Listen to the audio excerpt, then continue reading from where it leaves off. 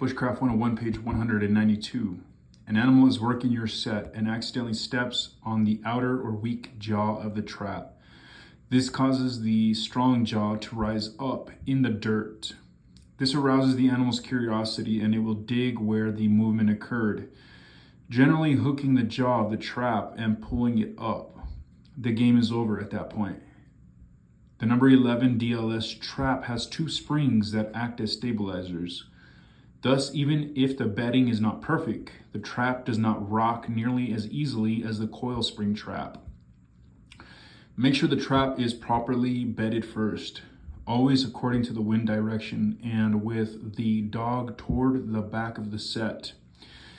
This prevents the dog from blocking the animal's foot or pushing it out of the way of the closing jaws.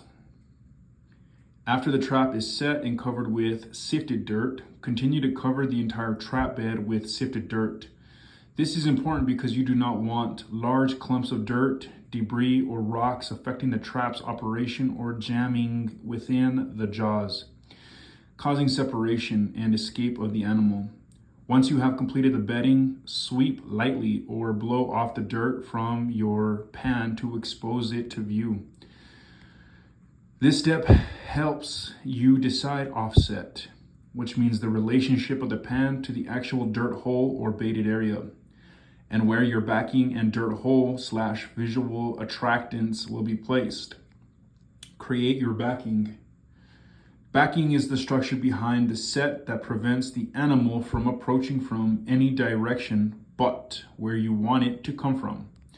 It can be anything from a semicircle of dirt, leaves, or other debris to a log, tree, rock, or stump. Place a dirt hole against the backing to serve as a bait holder. The hole should be approximately 12 inches deep at 30 to 45 degree angle. This does two things.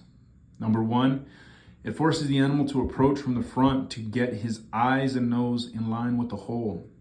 Number two, it forces the animal to go deep to find the prize or dig. Either way is fine.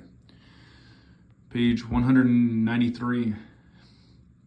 Within the hole, place some sort of attractant. There are many commercial baits on the market, of course, but you can use anything that stinks. I prefer catfish sticky bait, which comes in a large container. It lasts a long time, and a little is all you need. As an alternative, anything that is left from the last kill will do fine. Just think stinky. Anything rotten will work. Bushcraft tip.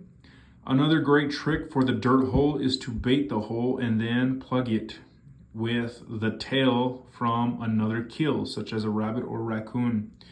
This becomes a visual attractant as well. Remember that animals hunt by sight and by smell, so visuals are always a good addition. Sometimes they alone are enough. Another technique is to use a prominent feature as the backing.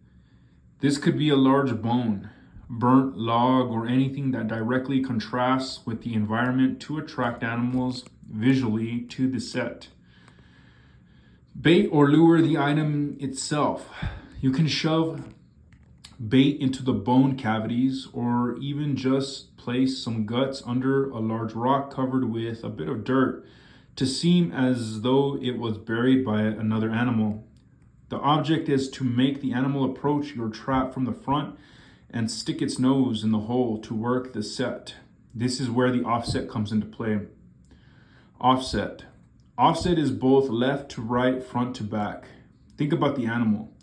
He leads with one foot and it will be offset from center line. You can force which foot that is by fencing, which we will talk about this shortly. The size of the critter dictates how far the distance is from his nose to his foot. I have many times made a rear leg catch on a smaller animal such as a fox or a raccoon when attempting to set for coyote with a larger back set. I have found that for trapping of meat, a small 2 to 4 inch offset in both directions works best. If you're attempting to trap larger predators, you will need a 6 to 9 inch offset. End of page.